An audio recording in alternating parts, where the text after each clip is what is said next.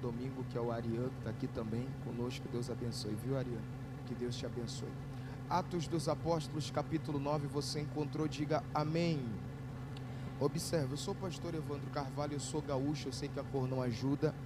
Faz cerca de 1 ano e alguns meses que eu e a minha família viemos para cá, ao Rio de Janeiro. A minha escola de pregação é um pouco diferente, a escola de pregação do Rio Grande do Sul. Eu tenho autismo grau leve e sou historiador bíblico, então para me ouvir requer um pouquinho de paciência, pelo menos dos 10, 15 minutos iniciais, e depois nós vamos dar glória a Deus juntos, tá bom? Vou pedir toda a sua compreensão nesse momento para você me emprestar o seu coração e a sua atenção para tentar entender a palavra de Deus hoje aqui. Atos capítulo 9, verso de número 1, o texto diz assim: Saulo, respirando ainda ameaças e morte contra os discípulos do Senhor, dirigiu-se ao sumo sacerdote e pediu-lhe carta para as sinagogas de Damasco, a fim de que se encontrasse alguns daquela seita, em outra tradução, os do caminho, quer homens, quer mulheres, os conduzissem presos a Jerusalém. Aproximando-se ele de Damasco na sua viagem, subitamente o cercou um resplendor de luz do céu, e caindo por terra ouviu uma voz que lhe dizia: Saulo, Saulo, por que me persegues? Ele respondeu: Quem é, Senhor? Respondeu o Senhor: Eu sou Jesus a quem tu persegue. Dura coisa para ti é recalcitrar contra os meus aguilhões. Agora levanta-te e entra na cidade, lá te será dito o que te convém fazer. Os homens que iam com ele pararam espantados, ouvindo a voz, mas não vendo ninguém. Saulo levantou-se da terra, abrindo os olhos, não via coisa alguma. Guiando-o pela mão, o conduziram a Damasco. Esteve 3 dias sem ver e não comeu e nem bebeu nada. Havia em Damasco um discípulo chamado Ananias, e disse-lhe o Senhor em visão: Ananias. Ele respondeu: Eis-me aqui. Eu leio o último verso, que é o 11, com vocês. Disse-lhe o Senhor: Levanta-te, vai à rua chamada Direita e pergunta em casa de Judas por um homem de Tarso chamado Saulo, pois ele está orando. E você diz amém. Ok. Olhe para mim e preste atenção. Há alguns anos da minha vida com Deus, eu tenho concentrado em tentar entender um pouco melhor as Escrituras, e faz aproximadamente uns 3 ou 4 anos que a minha pregação mudou um pouco a vertente. Eu parei de ser aquele pregador mais expositivo, temático, e comecei a concentrar-me em tentar tecer perfis biográficos de personagens da Bíblia Sagrada. Isso vai dar para nós uma visão mais profunda, mais interessante do personagem citado. Para essa noite eu queria junto com vocês caminhar na história biográfica do maior de todos os apóstolos. Posso caracterizá-lo assim porque os historiadores chamam ele de o leão dos apóstolos. Para nós entender a história dele é necessário dobrar o capítulo de número 9, pelo menos as páginas, e retornar um pouquinho na história quando um casal, era um casal de judeu, ambos eram benjamitas, eram de origem da tribo de Benjamim.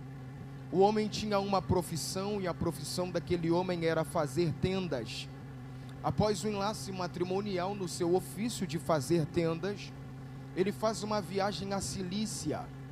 Uma vez que chega na Cilícia, ele depara-se com um tecido que era na época importado, conhecido por muitos como tecido cilício, e ele então traz a Jerusalém e continua no cultivo do trabalho de fazer tendas. Aumentando as condições monetárias, ele compreende agora que ir para a Cilícia e retornar a Jerusalém era extremamente cansativo. Então, por que não migrar para a Cilícia e morar por lá? Numa conversa, ele mais a esposa vão, propriamente dito, para a cidade de Tarso. E ali em Tarso eles vão fundamentar o seu quartel-general. O ofício de fazer tendas ainda é o ofício da família. Eles continuam fazendo tendas as condições da família monetariamente vão aumentar. E aumentando as condições monetárias da família, agora está na hora da família crescer. Eu estou falando da herdade, estou falando da herança, estou falando de filhos. Ambos lembrando das suas origens, que são da tribo de Benjamim, mas agora morando em Tarso, que não é mais jurisdição de Jerusalém, é jurisdição romana. Para não perder as suas origens, eles fazem uma espécie de pacto, digo isso entre aspas. Marido e mulher contracenam, e a palavra entre os dois é: se porventura a primeira gestação que conceberdes, dizia ele à mulher, for um menino, um varão, daremos a ele o nome de uma homenagem ao primeiro rei de Israel, pois o primeiro rei de Israel também era benjamita. O nome do primeiro rei de Israel era Saul. A ideia agora é homenagear o primeiro rei de Israel. O porém é que eles não estão em jurisdição de Jerusalém, logo não se fala o hebraico, se fala o grego, a pronúncia do nome vai mudar. O nome não é Saul, o nome se torna Shaulo ou Saulo. A expressão, o nome, a palavra profética, Saulo ao menino, dito pela boca do pai e da mãe, parecem até profecia, com ele ainda no ventre.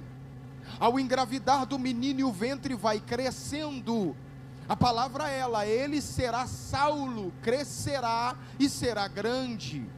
O menino nasce, quando nasce a palavra do pai e da mãe, tem muito efeito sobre ele.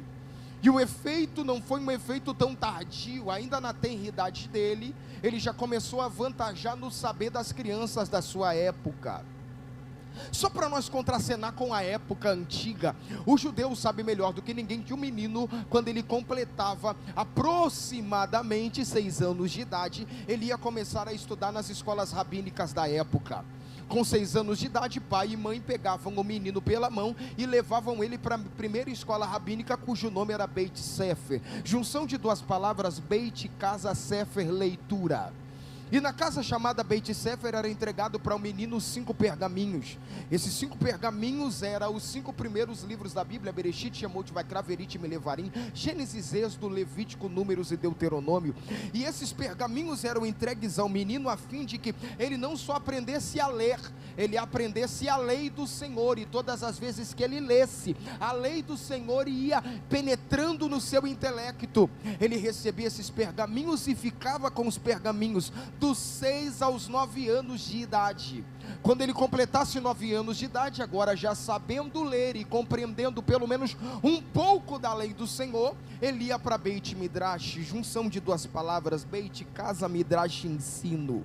E na Beit Midrash ele ia aprender sobre o Deus do Antigo Testamento, ia aprender a oficializar o efeito dos ministérios, a diferença do ministério sacerdotal para o ministério profético. Só vou chover no molhado porque você sabe, a diferença de ambos os ministérios é que o sacerdote pega aquilo que é do povo e entrega para Deus, e o profeta pega aquilo que é de Deus e entrega para o povo. Ele precisa compreender qual é a camada social que cada profeta atinge uma vez que a voz profética dele se abre. Ele precisa compreender as gerações, as tribos geracionais, e desde a primeira até a 15ª geração, estou falando de Abraão a Salomão. Dito isso, o menino agora vai completar 12 anos de idade. Quando ele completa 12 anos de idade, ele vai fazer o seu tratado de fé. O que era o tratado de fé? Ele é levado para dentro da sinagoga, e dentro da sinagoga, o menino agora ia transcrever, como se fosse um resumo que você faz numa prova do Enem. Ele precisa fazer um resumo de tudo que ele aprendeu desde quando começou a ler. E fazendo esse resumo, agora corrigido, o menino vai completar 13 anos de idade e vai passar pela bar mitzvah. O que é bar mitzvah? Junção de duas palavras, bar, filho de mitzvah, mandamento, filho do mandamento. O menino com 13 anos de idade é levado na frente do Muro das Lamentações, e na frente do Muro das Lamentações, diversos rabinos de várias ideologias, na época religiosas, fariseus, saduceus, essênios, estoicos, fariam perguntas ao menino, e o menino, respondendo às perguntas de maneira positiva, poderia escolher qual o mestre que ele ia seguir. Se ele quisesse ser saduceu, seguiria um saduceu. fariseu. Se quiser ser um escriba, seguiria um escriba. Se quiser ser um fariseu, seguiria um fariseu. A escolha era do menino. Você vai ver no Evangelho de Lucas, capítulo de número 2, que Jesus também passou pelo bar mitzvah. Você lembra que José e Maria foram ao templo em Jerusalém numa festa, e quando estavam retornando para casa, ambos, um olha para o outro e perguntam: cadê o menino Jesus? Ele tinha 12 anos de idade. Um olha para o outro, e olhando para o outro, José diz: eu achei que estava contigo. Maria diz: eu pensei que estava contigo. Então eles vão retornar a Jerusalém, e quando retornam a Jerusalém, Jesus estava sentado à frente dos doutores, que estavam fazendo para ele perguntas, e quando perguntava ele respondia, mas quando ele perguntava ninguém tinha resposta. E essa é a razão que Jesus não escolheu rabino nenhum para seguir, e quando ele procurou os discípulos, ele disse: não é vocês que me escolhem para seguir, é eu que escolho cada um de vocês para me seguir. Eu estou tratando da tradução judaica ou da tradição judaica. O menino Saulo de Tarso, quando ele completou 4 anos de idade, ele já era autodidata, já aprendia a ler. Quando ele entrou na primeira escola rabínica, que era Beit Sefer, ele já tinha decorado as 613 páginas da Torá. Quando ele vai para Beit Midrash, conhecedor um pouco das escrituras, e ele conhecia a lei como alguém que brinca com uma bolinha quando criança. Quando ele passa pela Beit Midrash, ele simplesmente vai gabaritando todas as provas. No tratado de fé, vem a surpresa: o menino não faz um resumo, ele translitera, transcreve as 614, 670 páginas da Torá. E quando ele transcreve isso chega na mão dos rabinos, que na frente do Muro das Lamentações vão fazer perguntas a ele. Nenhum dos rabinos se achou a qualidade de perguntar algo para um menino. Eles vão fazer um dossiê e mandar para o maior teólogo da época. Qual era o nome dele? Gamaliel.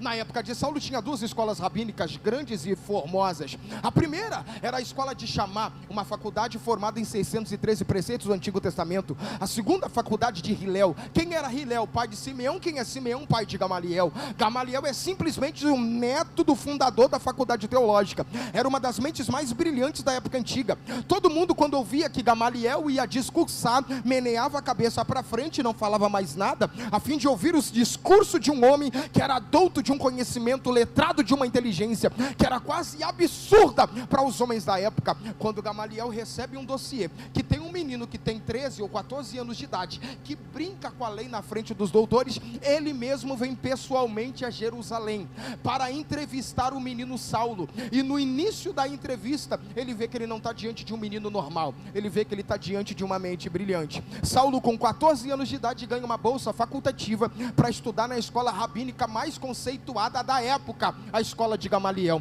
Ele faz uma viagem de 3 semanas até a faculdade de Gamaliel. Ao adentrar na faculdade de Gamaliel, está Gamaliel, o doutor, sentado, e ao adentrar a faculdade, quando Saulo assenta na sala de aula, a primeira frase que ele escuta de Gamaliel é: dura coisa para ti é recalcitrar contra os meus aguilhões. Para você essa frase não tem sentido nenhum, mas para as escolas do primeiro século, quando um professor dizia para um aluno: dura coisa para ti é recalcitrar contra os meus aguilhões, ele estava dizendo: você pensa que sabe alguma coisa, mas não sabe nada. É agora que você vai aprender o que te convém saber. Ao ouvir esta frase, ele se assenta aos pés de Gamaliel. É ele mesmo que diz: eu fui ensinado aos pés de Gamaliel. Ele se assenta e ele fica aproximadamente 14 anos assentado aos pés de Gamaliel, e sai dali um teólogo formado. Não só um teólogo formado, ele foi fundador da teologia sistemática, foi o primeiro homem a sistematizar a doutrina bíblica. Após isso, Saulo vai fazer uma viagem para visitar a família lá em Roma. E quando ele chega em Roma, no centro de Roma, ele vê uma cidade chamada Atenas. E quando ele vê Atenas, ele fica apaixonado pelos alunos da filosofia, que discursavam com palavras belíssimas. E quando ele vê os alunos da filosofia discursando, ele não para no saber lá na teologia. Ele começa a estudar filosofia, tendo a oportunidade agora de discursar em 2 grandes berços da filosofia. Primeiro, uma praça que ficava no centro de Atenas chamada Ágora. Ali, os alunos da filosofia paravam para discursar seus pensamentos e teorias filosóficas, segundo um grande anfiteatro chamado Areópago. Por essas escadas um dia Sócrates e Platão subiram, e Saulo também teve a oportunidade de subir lá para discursar, e foi um discurso, diga-se de passagem, poderoso. Ele discursa sobre o Deus desconhecido. Agora ele é filósofo. Ele não é só filósofo, ele é poliglota. Ele fala fluentemente o hebraico, ele fala fluentemente o latim, ele fala fluentemente o grego e mais 5 idiomas siríacos. Ele era uma espécie de mente brilhante. Teólogo, filósofo, fundador da teologia sistemática, poliglota. Quem olhava para Saulo dizia: a mente dele é como uma esponja, ele absorve o saber. E todo mundo, quando ele abria a boca para falar, parava e ficava estupefato vendo a sabedoria daquele menino jovem brilhante. E tudo que estou falando para você, eu estou narrando a história de uma mente fantástica, de uma mente brilhante, e me permita usufruir dessa expressão. Saulo era o cara do momento, mas me parece que toda essa história que eu acabei de contar para vocês vai a água abaixo o dia que ele encontrou com um homem cheio do Espírito Santo. Quem era esse homem cheio do Espírito Santo? Um jovem da igreja chamado Estevão, diácono que abria a porta e servia a mesa. Estevão nunca estudou na faculdade de Gamaliel, não era poliglota, também não era filósofo, e também nunca estudou a teologia, mas a Bíblia diz que quando Estevão abria a boca para pregar, o céu trazia cativo o coração dos pecadores ao arrependimento. Vamos agora entender um pouco da história desse super jovem chamado Estevão. A igreja começou a viver um grande crescimento, a ascensão de Cristo no capítulo 1 de Atos dos Apóstolos, a descida do Espírito Santo no capítulo 2, a pregação de Pedro, quase 3.000 almas. Imagine que a igreja em Jerusalém tinha 120 pessoas na descida do Espírito Santo, mas depois da pregação de Pedro, quase 3.000 almas se juntaram. A igreja simplesmente cresceu do dia para a noite. Você vai ver o capítulo de número 3, quando Pedro e João estão indo orar, e o coxo se levanta e já entra pregando, ali almas se convertem também. Você vai ver no capítulo 4, a segunda mensagem de Pedro, e nessa segunda mensagem de Pedro, a Bíblia diz que quase 5.000 almas se converteram. Junta 5 com mais 3 que converteram lá, com mais 120, a igreja de Jerusalém, em 4 capítulos, cresceu a um número de 8.000 pessoas. Crescimento absurdo, crescimento antológico. Aí me permita colocar teu pé no chão e dizer uma coisa: o crescimento é algo maravilhoso, mas o crescimento é algo perigoso. Quando você está crescendo, você precisa entender que o crescimento é como um cacto. Se você não souber dominar, você acaba machucando quem está perto e se machucando também. Todo crescimento vai gerar problemas, porque crescimento dá mais demanda. Alguém aqui quer crescer? Alguém aqui quer crescer? Então se prepare para ser apertado, moído, se prepare para ser às vezes até massacrado. Mas quando você estiver sendo apertado, massacrado, quando você estiver sendo moído, lembra de uma coisa: isso é sinal que você está crescendo. No crescimento você precisa compreender que as coisas já não são mais as mesmas. Quando você calçava 35, 36, o tênisinho era bonitinho, vinha com aquele cheirinho de chiclete. Mas de repente o teu pé começou a crescer, o dedo começou a apertar. E qual é o problema do dedo apertar? O problema do dedo apertar é que você gosta do tênis, mas o tênis já não te serve mais. E não é porque o tênis deixou de ser bonito, é porque você está crescendo, meu Deus do céu. Eu queria que você entendesse que crescimento é isso: sai você, vem você, você sai, você fica. É o momento que Deus começa a trocar as peças, e você precisa compreender que no crescimento você não pode ser peça forçada no tabuleiro de ninguém. Deus tem o espaço certo e o lugar perfeito para você. Você está crescendo. A igreja começou a crescer, a demanda começou a crescer, e com o crescimento da igreja, um problema se gerou. Qual é o problema, senhores? Capítulo de número 5 de Atos dos Apóstolos. No capítulo de número 5, depois de Ananias e Safira, que eu não vou nem falar do fato, a igreja começou a ser tomada de temor, e o temor era tão grande, que os crentes tinham coração generosos, ninguém passava necessidade dentro da igreja. Quem tinha muito em casa trazia, a fim de suprir a necessidade de quem estava necessitando de algo. Ninguém passava fome, ninguém passava frio, ninguém tinha falta de dinheiro. E com isso, com toda essa contribuição, vamos dividir órfãos, viúvas, necessitados e desamparados. Mas a Bíblia diz, no capítulo de número 6, que começou a dar um grande problema. E qual é o grande problema da igreja? O grande problema é que no ato de dividir a contribuição, os judeus da igreja sempre serviam a mesa das judias, e ninguém queria servir a mesa das gregas. Por que ninguém queria servir a mesa das gregas? Te explico. Porque grego é gentil, grego não comunga com sangue de judeu. Então o judeu que era partidarista e religioso, que acreditava que a salvação era só dos judeus, eles diziam, essas gregas nem mereciam estar aqui dentro, então vão comer depois. E às vezes nem servidas eram. O que começou a acontecer? Essa galera, as viúvas gregas, as necessitadas gregas, começaram a reivindicar um direito, dizendo, por que quando nós vamos comer, as judias comem primeiro, e nós nunca somos servidas? E se tem uma mesa nossa do lado de uma judia, o judeu pula a nossa mesa para não servir. Quando isso chega no ouvido do pastor, porque todo problema da nave chega no ouvido do pastor, e quando chegou no ouvido do pastor Pedro, o pastor Pedro fez uma reunião. Na reunião decidiu, olha a decisão, eu acho incrível essa decisão. Ele disse, não é lícito que nós, homens do altar, largamos o ofício da palavra para decidir trabalhos aí de baixo. Então faz o seguinte, escolham dentre vós 7 homens, cheios de sabedoria, de boa reputação, que tenham o Espírito Santo, e constituam para esse importante negócio. Que importante negócio é esse? Servir mesa para grega. Vou falar de novo, servir mesa para gregas. Eu vou falar de novo, se servir mesa já parece que estão te rebaixando, servir mesa para grega era um rebaixamento quase que absurdo. Eu ser rebaixado a servir mesa para um judeu, ok, mas para um grego, para um gentil, para plebe, para quem ninguém gosta, para quem ninguém ama, eles vão encontrar 7. Dos 7, um deles, Estevão. Aí a Bíblia diz que Pedro diz, constituam para esse importante negócio. Me permita colocar teu pé no chão, não sei se vale, glória a Deus para vocês, mas para mim valeu. O que, pastor? O que eles chamavam ou pensavam que era um rebaixamento, Pedro está dizendo, é um importante negócio. Vou falar de novo.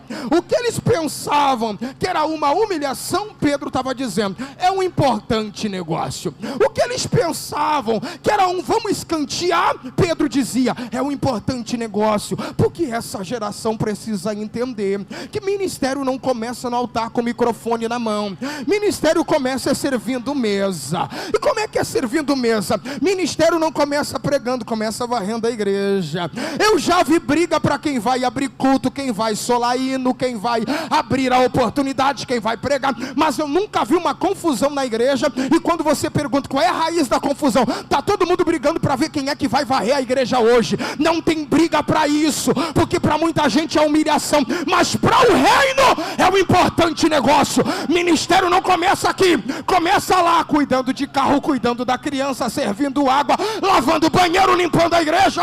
É assim que você cresce. Estevão começou assim. O trabalho dele era servir mesa para grega. Só que a Bíblia diz que além de servir mesa para grega, Estevão pregava com ousadia e autoridade. Deixa eu tentar entender isso aqui. Estevão é diácono. Diácono nem no altar subia.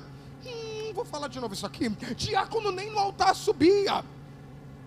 Para pregar pior ainda, porque Pedro e os apóstolos eram meio que partidaristas. E me permita colocar só teu pé no chão nisso aqui, porque para pregar na época de Pedro, de João e de Tiago, você tinha que cumprir alguns requisitos. Primeiro, tinha que ser testemunha ocular de Cristo. Segundo, tinha que ser discipulado por ele. Estevão era novo convertido, gente, ele era diácono. Quem sabe ele nem estava lá no dia que Cristo morreu, mas depois foi alcançado pelo Evangelho. Mas a Bíblia nos afirma que Estevão, sem ter vez, requisito e nem altar, pregava com ousadia e autoridade. Eu pergunto, se ele não pregava no altar, onde é que ele pregava? Pedro está dando uma aula para nós. O quê? Ministério não começa no altar. Ministério começa onde você estiver inserido. E você prega onde você estiver inserido. Vou falar de novo. Você prega onde você estiver inserido. Eu me lembro de um dos pais da igreja, Charles Spurgeon. Ele disse um dia, pregue, pregue, pregue, pregue, pregue, pregue, pregue, pregue, mas pregue até que seja necessário você abrir a sua Bíblia. Porque a maior pregação não é é com a Bíblia aberta na frente de um plenário. A maior pregação é com teu testemunho diário. É provando todo mundo que você mudou. É provando para todo mundo que você foi transformado. Se roubava, não rouba mais. Se mentia, não mente mais. Se beijava na boca de todo mundo, não beija mais. Se ficava com todo mundo, não fica mais. Se andava no escurinho, agora você entendeu que a palavra é luz para o teu caminho. Você não quer mais ficar no... Se tinha pecado escondido, agora você entendeu que a força do pecado está no segredo. Então você confessa e deixa para alcançar misericórdia. E isso é transformação diária. Pregação. Começou pregando na rua, começou pregando com a vida. Só que agora a Bíblia vai nos afirmar que multidões vinham ouvir Estevão. Multidões vinham ouvir Estevão. E aí me permita dizer uma coisa, que Estevão não só prega e não só serve mesa. A Bíblia diz que Estevão começou a operar sinais, prodígios, milagres e maravilhas. Sinais, prodígios, milagres e maravilhas. Eu não sei se tu consegue viajar igual a mim, mas quando eu leio a Bíblia eu fico meio que viajando. E meio que viajando eu imagino que Estevão, o trabalho dele era só um. Qual era o trabalho? Pegar um prato de comida, largar na mesa e dizer pode comer. Era só isso que ele tinha que fazer. Pegar um prato de comida, largar na mesa. Pegar um prato de comida e largar na mesa. Mas o texto vai dizer que ele operava sinais, milagres, prodígios e maravilhas. Como é isso, pastor? Me permita tentar te fazer entender de forma até um tanto quanto poética. Penso eu que Estevão prega um prato, e quando ele pega um prato, o trabalho dele é só isso aqui: largar o prato na mesa e direcionar para outra mesa. Era só isso aqui. Mas quando ele larga o prato, ele nota que a senhorinha para quem ele largou o prato na mesa, ela está com um pouco de dificuldade para comer. E ele olha que essa dificuldade para comer não é uma dificuldade natural. Eu penso que Estevão dá uma olhadinha para ela. Ela é grega. Judeu nem referia a palavra para um grego, mas ele dá uma olhadinha para ele e pergunta: a senhora está bem? É nessa hora que ela olha para ele e diz: meu filho, eu não estou muito bem. Fazem 3 dias que eu estou com uma dor muito grande no meu estômago, uma dor fortíssima no meu ventre. O trabalho de Estevão era só colocar o prato na mesa. Mas Estevão aprendeu uma coisa que a igreja precisa entender: você não foi chamado só para fazer o que te pediram para fazer. Você foi chamado para fazer além, porque Deus ama quem faz além. Porque quem faz além do que te pediram, recebe além do que te foi ofertado. Ah, como eu queria que tu pegasse isso aqui. Era só para ele colocar o prato, mas vendo a dor no ventre, ele diz: eu posso orar pela senhora? Pode. E quando ele põe a mão na cabeça daquela senhora, ele ora declarando o nome de Jesus, e orando, declarando o nome de Jesus, ele tira a mão, olha para ele e diz: e agora? Ela diz: meu filho, imediatamente eu não sinto mais nada, a dor passou. Isso aqui é um sinal, isso aqui é só um sinal. Ele vai para outra mesa dar o prato, vai para outra mesa. Quando ele vai dar o prato, ele olha aqui, aquela senhora, ela está errando a colher da boca. No ato de levar o alimento à boca, ela erra a colher. Então ele diz: a senhora está com algum problema? Ela tira um óculos, quem sabe escuro, e diz: meu filho, eu tenho cegueira, eu sou cego, eu não consigo levar a colher à boca. Mas Estevão já viu o sinal, e como ele já viu o sinal, ele quer mais, ele quer mais, ele quer mais. Ele olha para ela e diz: eu posso orar pela senhora? Pode. Ele põe a mão nos olhos dela. Estou viajando nas escrituras. E colocando a mão nos olhos dela, ele ora clamando o nome de Jesus. E orando, clamando o nome de Jesus, agora ao tirar a mão, ela abre os olhos e grita: eu estou vendo. Ele viu o sinal, agora é milagre. Daqui a pouco é prodígio, e daqui a pouco é maravilha. O que eu estou te falando é que ele não começou fazendo maravilha, ele começou vendo sinais, e depois foi milagre, e depois foi prodígio, e depois foi maravilha. Para te entender que ministério não começa lá em cima, é degrau por degrau, é degrau por degrau. E eu não sei para quem, mas eu estou profetizando já para alguém. Quem sabe você entrou o ano de 2025 vivendo sinais de Deus. No primeiro trimestre eu tenho uma palavra profética, e a palavra profética é: se prepare para subir de nível. Você viverá milagre, e se prepare para subir de nível ainda. Haverá prodígios na tua casa, e se prepare para subir um nível ainda. A tua família viverá maravilhas de Deus. Alguém pega essa palavra, junta comigo, joga a mão lá em cima e dá um grito de glória para Deus aí. O negócio está ficando bom, Porque Estevão começou a ver tudo isso. E quando Estevão começou a ver tudo isso, começou o quê? Perseguição. Deixa eu te falar uma coisa: quando você começa a produzir no reino, quando você começa a dar fruto no reino, se prepare para a perseguição, se prepare para a oposição. A oposição primeiro, eles querem ver se a pregação de Estevão não tem nenhum erro teológico. Então eles vão infiltrar gente no culto de Estevão. Quando Estevão começava a pregar, tinha gente lá anotando tudo, tomando nota de tudo, para ver se ele errava em alguma coisa. E quando eles levaram a nota dizendo que Estevão, ele pregava exatamente embasado no que se tinha que ser dito, a Bíblia vai afirmar, capítulo de número 6 de Atos dos Apóstolos, que eles vão subornar duas testemunhas, uma da sinagoga de Cirene e uma das sinagogas de Liberto. E qual é a ideia do suborno? Diga que Estevão está pregando contra a lei de Moisés. O que eles estão fazendo? Produzindo prova negativa. Porque tem gente que é assim, quando não tem o que falar de você, ele cria narrativa, dizendo o que você falou, o que não falou, que você fez, o que não fez, que você estava onde não estava. Eles se rebaixam a esse nível. E quando produziram essas provas, me permita dizer, a acusação é única. Qual é a acusação? Ele fala contra a lei de Moisés. Vai ser julgado aonde? Dentro da sinagoga. O que é a sinagoga? Capítulo 18 do livro do Êxodo. Quando Jetro, o sogro de Moisés, veio encontrar com ele, viu que Moisés era um, e o povo mais de 2 milhões. E todas as vezes que Moisés ia ter audiência com o povo, Moisés saía com dor de cabeça, com dor no corpo. Ele falou, um dia você vai morrer, você é sozinho para liderar essa gente toda, separa dentre os homens que estão contigo alguns, e lhe põe a eles como líderes, uns de 100, uns de 1000, uns de 50. Moisés então divide a unção que está com ele, com 70 homens, e dividindo essa unção, formulou o primeiro sinédrio, que era uma sinagoga. O que era uma sinagoga? Um grande pavilhão com 35 cadeiras na direita, 35 cadeiras na esquerda, uma cadeira no meio, representando Moisés e a própria lei. Quem eram os homens que estavam ali dentro? Homens que defendiam a lei. Qual é a acusação contra Estevão? Ele fala contra a lei, para ser julgado aonde? Num lugar que defende a lei. Qual a probabilidade de ele sair dali com um julgamento dizendo que ele é inocente? Nenhuma, porque quando eles produzem provas contra você, acredite, você já entra como culpado. Entrou, e quando entrou, o acusaram, e na acusação já deram o julgamento, e no julgamento já deram a sentença. Qual é a sentença? Vai morrer apedrejado. Por quê? A lei foi escrita onde? Na pedra. Então se falou contra a lei, vai ter a lei contra você. Pedra nele, vamos jogar pedra nele. Só que a Bíblia nos afirma que tinha um antigo ali, que vai olhar para todo mundo e vai dizer, um dia que nós aprendemos a julgar um homem sem ouvi-lo, vamos primeiro ouvir o que ele tem na sua defesa. Capítulo de número 7 de Atos dos Apóstolos, não sei se você me alcança agora. No capítulo de número 7 vão dizer, Estevão, o que você tem a falar na sua defesa? Estevão enche o pulmão de ar, prepara, penso eu que ele ajeita a roupa e diz, o que eu tenho para falar na minha defesa?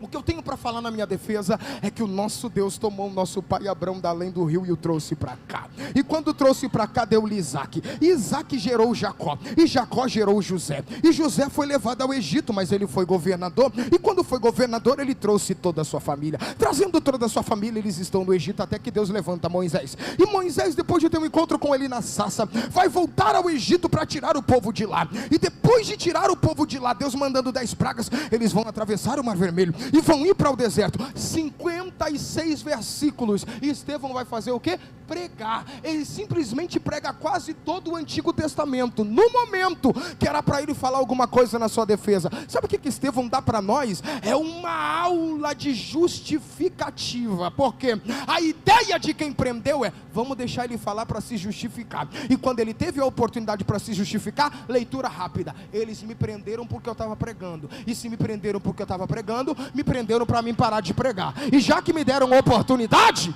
eu não vou parar, eu vou pregar. Por quê? Porque eu não estou aqui para bater boca com ninguém, eu não estou aqui para justificar essa narrativa, eu estou aqui para fazer o que eu fui chamado para fazer. O que eu tenho para falar para alguém é, para que esse textão na rede social, para que esse status mandando flecha para lá, lança para cá. Crente que é crente não perde a postura, crente que é crente permanece na posição. Se Deus te chamou para orar, ora. Se te chamou para cantar, canta. Se te chamou para pregar, prega. prega, porque enquanto você canta, você ora, você prega, Deus te justifica, e quando Ele se justifica, Ele fala por você. Estevão está pregando, e a Bíblia diz que quem está ouvindo ele não dá glória a Deus. Pasma vocês, os pregadores de hoje pregam para a igreja dar glória a Deus, para levantar a massa. Estevão era diferente, porque ele está pregando e ninguém glorifica. E se fosse um pregador de hoje, pensaria até, meu Deus, o que está acontecendo? A mensagem está ruim. Mas Estevão está pregando e ninguém está glorificando. Bem pelo contrário, a Bíblia diz que além de não glorificar, eles estão fazendo isso aqui, tampando os ouvidos e rangendo os dentes. Porque tem gente que é assim, quando é para falar, ele fala, mas quando é para ouvir, tem uma galera que diz, se precisar falar, eu falo. Aí eu pergunto, se precisar ouvir, tu ouve também?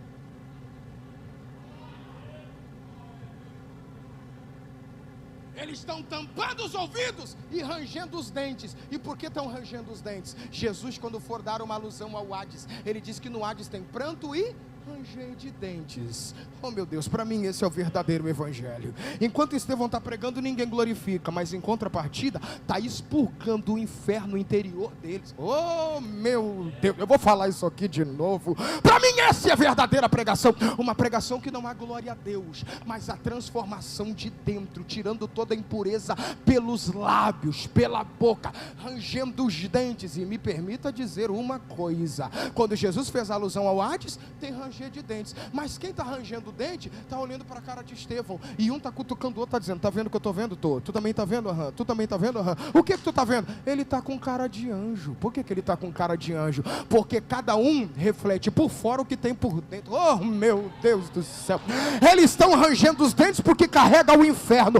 Ele está com cara de anjo porque carrega um pedaço do céu dentro dele. Oh meu Deus, eu queria que tu entendesse essa palavra, e se entendesse essa palavra, você entenderia uma coisa em tese, o que? Quem carrega o inferno do lado de dentro tem raiva de quem carrega o céu. Ele quer matar, ele quer destruir. Enquanto Estevão está pregando, vão pegá-lo ainda no meio da pregação, levá-lo para a praça pública. Alguém com uma pedra arremessa uma pedra sobre ele, e quando arremessa a pedra, a Bíblia diz que Estevão se pôs de joelho. Alguém mandou ele ficar de joelho? Não. Alguém disse se ajoelha? Não. Por que ele se põe de joelho? Para ensinar para mim e para você que a maior posição para levar a pedrada,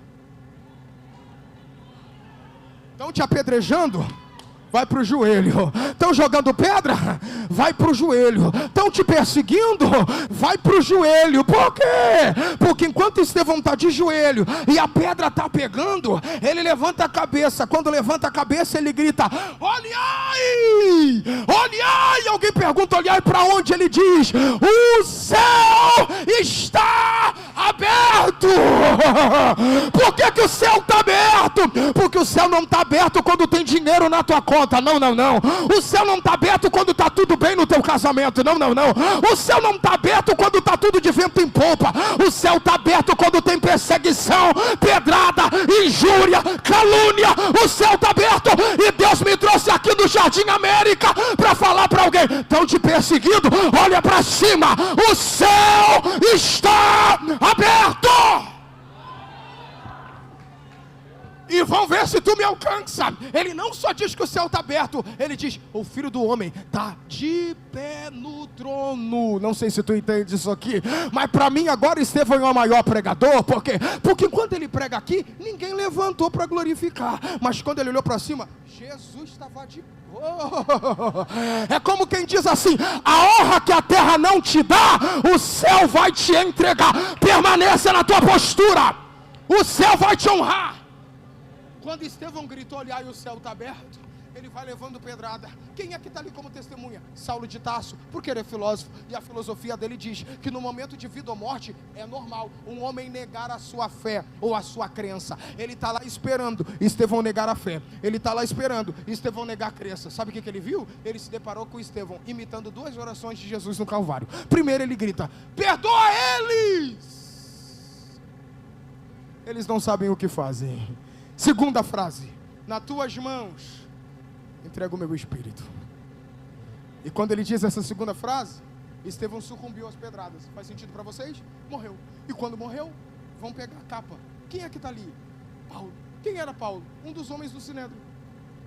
Se você ler o capítulo 8 de Atos dos Apóstolos, estou chegando no 9, diz assim: e Saulo consentiu na morte de Estevão. O que é consentiu? Assinar decreto. A Brit Hadachá diz que consentir é assinar decreto. Uma das assinaturas para a morte de Estevão foi de Saulo de Tarso. Ele está lá como testemunha para ver a morte. E agora, quando Estevão morre, tem que ter cabeça para entender o que vou falar agora. Ele precisa levar a prova de que o homem que falava contra o Sinédrio e contra a lei foi punido. E qual é a prova? Uma capa ensanguentada do menino que pregava. Alguém pega a capa, larga na mão de Saulo, Saulo dobra a capa e ele tem que levar isso como prova do crime, porque para ele isso aqui é prova do crime, do julgamento. Para ele isso aqui é só uma capa, provando de que foi julgado o homem que falava contra o Sinédrio. Mas para Deus isso aqui é um chamado. Para Deus isso aqui é um chamado. Por quê? Deixa eu te explicar um negócio. Quando morre um homem, ele deixa ou herança ou legado. Qual a diferença de ambos? A herança você deixa para alguém, legado você deixa em alguém. A herança você diz, faz o que tu quiser com aquilo que ficou para você. O legado diz, você precisa continuar aquilo que eu não terminei. Elias e Eliseu, Deus chama Elias no capítulo 19, alimenta Elias, vai para Horebe, monte de Deus, porque eu estou te esperando lá. Quando Elias chega lá, Elias entra numa caverna. Quando entra na caverna, Deus chama 2 vezes. Na segunda vez Elias sai para fora. Deus dá para Elias 3 missões. Primeiro, unge Eliseu, unge Jeú e unge Azael. Elias não ungiu nem Eliseu, nem Jeú e nem Azael. E como Elias não ungiu nem Eliseu, nem Jeú e nem Azael, segundo o livro dos Reis, capítulo 2, o texto diz que os dois estão caminhando. De repente veio um redemoinho, separa os dois. Elias sobe no redemoinho, mas para Eliseu não ficou herança, ficou legado. E o legado foi representado através do quê? De uma capa que caiu, porque o legado é mais ou menos uma passagem de bastão. Quando um professor ia deixar um legado para um aluno que ia continuar as suas aulas, ele tirava a sua capa, lançava sobre o aluno e dizia: aquilo que eu te ensinei, conclua, e o que eu não te ensinei, repasse a eles. Eu gosto disso aqui, porque isso aqui é transferência de legado. Dito tudo isso, eu acho que você está me alcançando. Quem deveria ser o apóstolo dos gentios? Foi ele quem começou servindo mesa para gentil. Foi ele quem começou amando os gentios. Mas como ele morreu como o primeiro mártir, a missão dele não terminou. E como a missão dele não terminou, uma capa vai passar esse bastão. E quando passa esse bastão, Saulo pega a capa. Na cabeça dele é só uma capa. Para Deus, um chamado. Você vai continuar o que ele não concluiu. Você vai continuar o que ele não concluiu. Lembra quando Deus fala com Ananias? Vai lá e fala para ele, porque eu vou ensinar para ele o quanto ele vai sofrer por amor ao meu nome. Essa chamada não era para ele, era para Estevão. Mas como Estevão morreu, o legado ficou com ele. E quando o legado ficou com ele, geralmente quem tem a capa tenta fugir da capa. Quem tem o chamado tenta fugir do chamado. Quem tem o chamado tenta jogar o chamado de lado. Saulo pega a capa. Quando pega a capa, ele segurou a capa. E quando segurou a capa, chegou no Sinédrio, ele largou a capa. E quando ele largou a capa, ele pensou: eu larguei a capa, o chamado não está mais comigo. Só que Paulo não entendeu uma coisa: quando você segura a capa, o chamado já não está mais na capa, o chamado está na tua pele. Oh meu Deus, o chamado está na tua pele. E como o chamado está na tua pele, para onde tu vai, o chamado vai atrás. Se eu vou para a direita, o chamado vai. Se eu vou para a esquerda, o chamado vai. Se eu venho para trás, o chamado vai. Se eu vou para frente, o chamado vai. É por isso que tem alguns historiadores, professores e pregadores que dizem: um escolhido não tem mais escolha, porque quando o chamado te escolhe, e tente entender isso aqui, não é você que escolhe o chamado, é o chamado que te escolhe. E quando o chamado te escolhe, Deus começa a te perseguir. Davi sabia disso. Ele disse: para onde eu fugirei dele? Se eu vou em cima da montanha, ele está lá. Se eu vou para o abismo, ele está lá. Se eu vou para a floresta, ele está lá. Se eu vou para a cidade, ele está lá. Não tem mais para onde se esconder. Deus não me daria uma palavra como essa se não tivesse pelo menos uma pessoa aqui dentro, que você está aí no meio da multidão, fugindo do chamado. como é que eu fujo do chamado? Eu faço tudo menos o que eu fui chamado para fazer, porque para mim o que eu fui chamado para fazer é muito pesado, eu não me acho digno, eu não me acho útil, eu não me acho no nível para esse chamado. E me permita dizer uma coisa: quem disse que Deus te escolheu porque você é bom? Quem disse que Deus te escolheu porque você sabe fazer alguma coisa? Não, você não sabe nada realmente, você não tem nada realmente, mas quando Ele te chama, Ele te capacita, Ele te usa, Ele te transforma, Ele te renova, Ele te restaura. É Ele que vai conduzir os teus passos. Agora olha aqui para mim, porque eu me lembro quando eu tinha 15 para 16 anos, eu comecei a pregar a palavra com 6 anos de idade, mas quando eu tinha 15 para 16 anos, eu achei que eu poderia negligenciar o chamado, e eu saí da presença de Deus. E quando eu saí da presença de Deus, a minha fuga não durou mais de 2 meses, porque eu entendi que quando tu tem um chamado, parece que tem um anzol no teu nariz, aonde tu vai o chamado te acha. Eu tinha saído da casa dos meus pais, eu estava morando na casa da minha avó paterna era mãe de santo, assim como meu pai e minha mãe quando eu converti. E quando minha avó paterna era mãe de santo, eu fiquei lá, foi suficiente 1 mês para me esfriar na fé. Com 1 mês e 15 dias, eu comecei a sair em festa com meus primos, e como me afastei, olha a cor da pele, primeira coisa que eu fiz quando me afastei, pintei o cabelo de branco. Eu achei que eu era o belo, acredita nisso? Joguei 2 brincão na orelha, tipo Adriano na Copa de 2002, e quando eu estava com aqueles 2 brincão na orelha, eu fui para um pagode. Quando eu entrei no pagode, eu me recordo até hoje daquele dia, estava eu sentado numa mesa, meu primo do lado, ele estava com uma lata de cerveja aqui, eu estava aqui, nunca bebi, estava com uma Coca-Cola na minha frente. De repente, eu olhei para aquelas meninas tudo rebolando, eu pensei, bando de pomba gira. Meu primo olhou e falou, o que foi? Eu falei, não, nada não. Ele ficou me olhando ainda. Daqui a pouco, passou uns 10 minutos, tá chegando um amigo nosso, ele tá com um cigarro entre os dedos e uma latinha de cerveja. Quando ele tá chegando, eu falei, olha só, parece até um Zé Pilintra. Meu primo começou a rir, olhou pra minha cara e falou, negão, não dá não, tu saiu da igreja, mas a igreja não sai de ti. Oh meu Deus, quando tu tem um chamado, tu não serve mais pra nada, o mundo te vomita, da onde Deus te tirou, tu não é mais bem quisto, tu não serve mais lá, tu não cabe mais lá. Quando tu chega lá, eles começam a caçoar dizendo, tu não é pra cá, tu tem cara de crente, tu tem jeito de crente, a eternidade está dentro de você, nenhum lugar te preenche mais do que o altar. O chamado te traz de volta para um lugar que você nunca deveria ter saído. Segure a mão de quem está do teu lado e diga para ele, não adianta fugir do chamado, não adianta fugir do chamado, o chamado te encontrou essa noite. Alguém consegue me alcançar? Levanta a mão, dá um grito de glória. O chamado te achou. Saulo quer fugir do chamado, e geralmente quem foge do chamado vai fazer o quê? Perseguir quem vive o chamado. Quem foge do chamado, persegue quem vive o chamado. Já viu o filho que foge do chamado? Ele começa a perseguir a mãe que está vivendo o chamado. Aí tu tá te arrumando para ir na igreja, teu filho começa, pô, de novo igreja, mãe? Toda hora igreja, mãe? É quem está fugindo do chamado, se levantando contra quem está vivendo o chamado. Já viu o marido quando não é crente? A mulher está indo para o culto, ele está dizendo, de novo culto? É segunda, é terça, é quarta, é quinta. É quem está fugindo do chamado, perseguindo quem está vivendo o chamado. Saulo seguiu a risca, porque ele está fugindo do chamado e pediu cartas para perseguir quem está vivendo o chamado. E ele vai lá conversar com o sumo sacerdote. Estou caminhando para a conclusiva. E quando ele chega lá, o texto diz que ele pede cartas. E o que está escrito nas cartas? Eu preciso de uma autorização para trazer preso. Para quê? Trazer preso, limitar, prender, algemar. Quem está vivendo o chamado. Ele pede cartas, e nas cartas está escrito, eu preciso prender os daquela seita. Que seita? A seita do chamado. Porque, diferentemente daquilo que você imaginava, os cristãos do primeiro século não pregavam dizendo Jesus salva, cura e liberta. Eles replicavam a maior pregação de Jesus, que foi feita para Tomé. Quando Tomé falou, Senhor, para onde tu vai? A gente não sabe o caminho. Jesus abriu os braços e gritou, Tomé, eu sou o caminho, a verdade e a vida. Então os crentes, quando iam pregar, eles estavam passando, olhavam para alguém e diziam, está perdido? Tô. Então aceita Jesus, porque Jesus é o... Olha como você pegou rápido. Eles ficaram apelidados de aceita do caminho. Então ele vai pegar carta para perseguir os do caminho. Aí a Bíblia diz, isso aqui é semântica, vê se tu pega. A Bíblia diz que ele pega a carta para perseguir os do caminho, e ele descobriu que os do caminho estavam em Damasco. Aí a Bíblia diz, estou dentro dela, que ele pega a carta para perseguir os do caminho, mas no meio do caminho, o caminho apareceu para ele.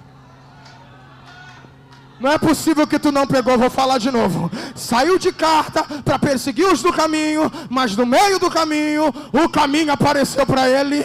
E quando o caminho apareceu para ele, veio num clarão. Quando o clarão brilhou, a Bíblia diz que Saulo caiu. Por que que ele caiu? Porque esse é o primeiro sintoma do homem que se encontra no caminho. E qual é o primeiro sintoma do homem que se encontra no caminho? Ele cai. Por que que ele cai? Porque Deus nunca vai levantar o homem que ele não tenha derrubado primeiro. Primeiro ele te derruba, depois ele te levanta. Pastor, por que ele me derruba? Para você nunca pensar que é a última Coca-Cola do deserto, o último biscoito do pacote. Ele te joga lá na lama, e quando tu tá na lama, ele vem com a mão dele chamado graça, dizendo: tá vendo da onde eu te tirei? Lembra sempre da onde eu te tirei. Oh meu Deus, ele estende a mão. E quando Saulo está caído, o texto diz que vem uma voz de dentro do clarão, e a voz vem gritando: Saulo, Saulo!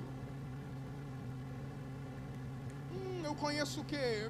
Nem 3% do povo que está aqui dentro, mas digamos que você vai me conhecer no final do culto. Eu estou lá na porta, você vai estender a mão para mim, eu vou estender a mão para você, então você vai dizer o seu nome, eu vou dizer o meu, porque é assim que você conhece alguém pela primeira instância. É mais ou menos assim. Eu estendo a mão e digo: muito prazer, Evandro Carvalho. Você repete para mim o seu nome dizendo muito prazer e diz o seu nome. O ato de conhecer uma pessoa é assim: eu falo o meu nome e você fala o seu, e a partir do teu nome eu te conheço, e a partir do meu nome você me conhece. Deus é diferente. Quando ele se encontra contigo pela primeira vez, ele nunca fala o nome dele, ele fala o teu. E por que ele fala o teu? Para te mostrar: você não me conhece, mas eu sei quem você é. Saulo, Saulo, por que me persegues? Por que me persegues? Será que eu falo isso? Nesse dia, eu queria que você me alcançasse, que existem alguns pregadores que dizem que Deus deixou Saulo cego. Eu digo que Deus não deixou Saulo cego, só mostrou que ele sempre foi cego. E por que ele sempre foi cego, pastor? Me permita te dizer, ele estudou aos pés de Gamaliel, sistematizou a teologia. Estudar aos pés de Gamaliel, ele estudou o quê? Teologia. E o que é teologia? Estudo de Deus. E agora Deus diz: Saulo, Saulo, por que me persegues? Ele levanta a cabeça e diz: quem é Senhor? Como é que tu estuda sobre esse Deus e quando ele fala contigo, você pergunta: quem tu é? Não, eu não estou te deixando cego, só estou te mostrando que tu sempre foi cego, porque tu sabe muito sobre mim, mas não discerne a minha voz. Você sabe muito sobre mim, mas não tem intimidade para saber quando eu... Oh meu Deus, isso aqui é a geração que a gente vive hoje. E que geração é essa? Vê se tu me alcança para dar um glória a Deus. Ele vai correndo e grita: o Senhor me chamou? Eu não te chamei, vai dormir, Samuel. Samuel voltou e ouviu: Samuel. Ele vai correndo e diz: o Senhor me chamou? Não, eu não te chamei, vai dormir, Samuel. Ele vai deitar. Quando está deitado pela terceira vez: Samuel. Ele vai correndo e: o Senhor me chamou? Ele entendeu agora algo tremendo. O que ele entendeu? Que Samuel está ouvindo uma voz que não conhece, mas ele conhece uma voz que não ouve. Agora aquele que conhece a voz que não ouve vai ensinar aquele que ouve uma voz que não conhece. Quando tu chega lá e chamarem o teu nome, pode gritar: fala que o teu servo ouve. É posicionamento. Saulo, Saulo, por que me persegue? Quem é, Senhor? Aí ele responde: eu sou Jesus, a quem tu persegue. Dura coisa para ti é recalcitrar contra os meus aguilhões. Vamos voltar, eu acho que tu não te lembra. Quando ele entrou na sala de Gamaliel, primeira coisa que ele ouve: dura coisa para ti é recalcitrar contra os meus aguilhões. Quem era ele? Com 14 anos, um menino que tinha decorado a Torá, mas agora ele é um homem de quase 40 anos. Ele é poliglota, ele é teólogo, fundador da teologia sistemática, ele é filósofo, e mesmo assim o clarão grita para ele: dura coisa para ti é recalcitrar contra os meus aguilhões. Como quem diz: tu pensa que sabe alguma coisa, mas não sabe nada. É agora que tu vai aprender o que te convém saber. Por quê? Conhecimento tu aprende com livro, mas sabedoria é temor. É só com o joelho no chão e com a boca no pó, não é de qualquer jeito não. Ele pergunta o seguinte: o que é que o Senhor quer de mim? O caminho responde: vai andando, e no caminho eu te explico. Não pegou, não é possível. Ele saiu de manhã com carta para perseguir os do caminho. No meio do caminho, o caminho aparece. E quando ele pergunta, o que eu faço? O caminho diz, vai andando e no caminho eu te explico. Para aprender de Deus não é do dia para a noite, é permanecer no caminho. Para aprender de Deus não é ler meia dúzia de livros de teologia, é permanecer no caminho. Deus está chamando alguém para permanecer, para ser firme e constante, sempre abundante, porque aquele que começou a boa obra, ele é fiel para terminar. Permaneça no caminho.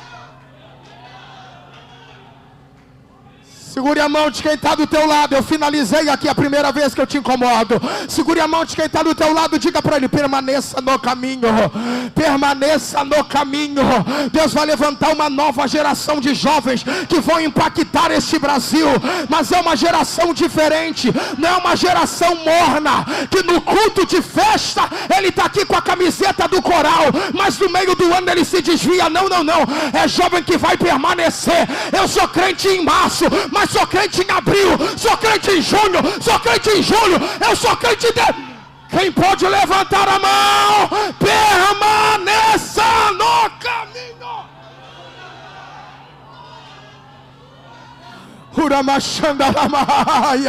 Que essa unção que te abraça permaneça, que essa graça que te envolve permaneça, que o Espírito Santo na tua vida permaneça, que você seja como Davi. Eu estou fraco, eu até errei, mas Senhor, não retire de mim o teu Espírito Santo. Ele me dá retidão, é Ele que me convence, é Ele quem me levanta, é Ele quem me abraça, é Ele quem me renova, é Ele quem me restaura, é Ele quem me capacita, é Ele quem me enche, é Ele quem me envia, é Ele quem me traz, é Ele quem me sustenta, é Ele quem me promove.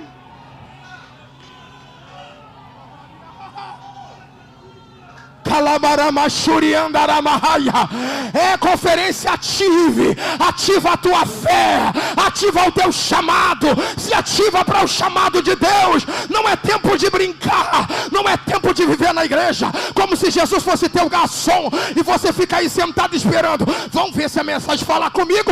Eu levanto a mão para dar glória a Deus. Parece até que o culto é para você. Você não veio aqui para ser cultuado, você veio aqui para cultuar, você não veio receber.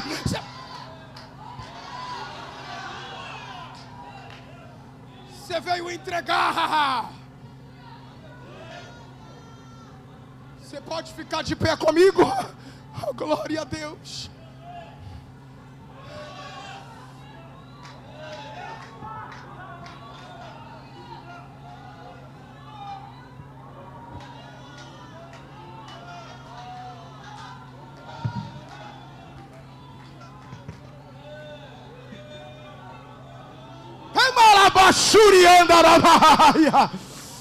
Oh glória, oh glória, oh glória, oh glória, oh glória.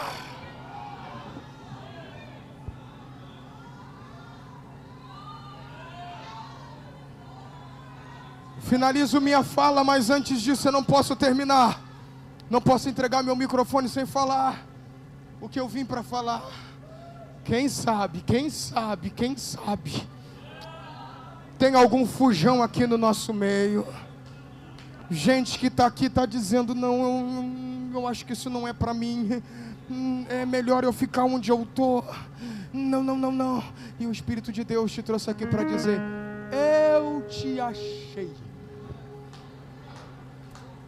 Eu te encontrei aí no meio. Imacanto revacia. É por isso que quando eu pregava aqui, você arrepiava aí. Ele te assuramai, canto revacia. E ele me trouxe aqui para dizer, não é mais tempo de fugir. Vai precisar que eu coloque o anzol no teu nariz.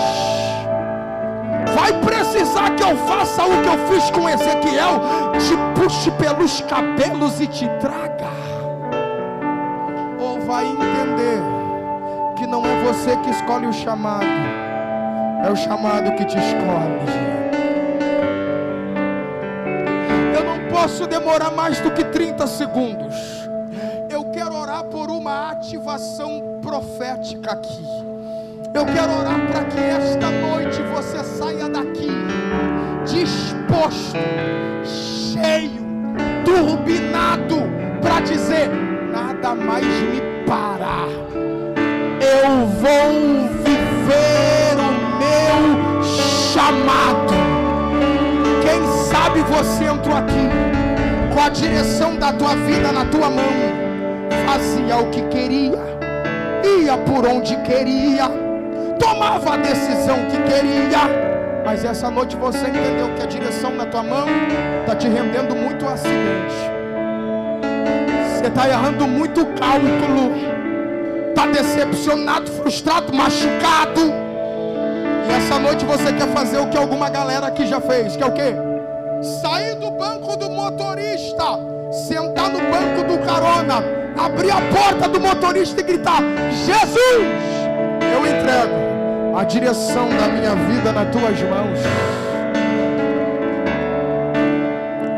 Eu não demoro mais do que 30 segundos e conto a você que entrou aqui e não quer mais fugir do chamado, mas está aqui disposto a viver o chamado.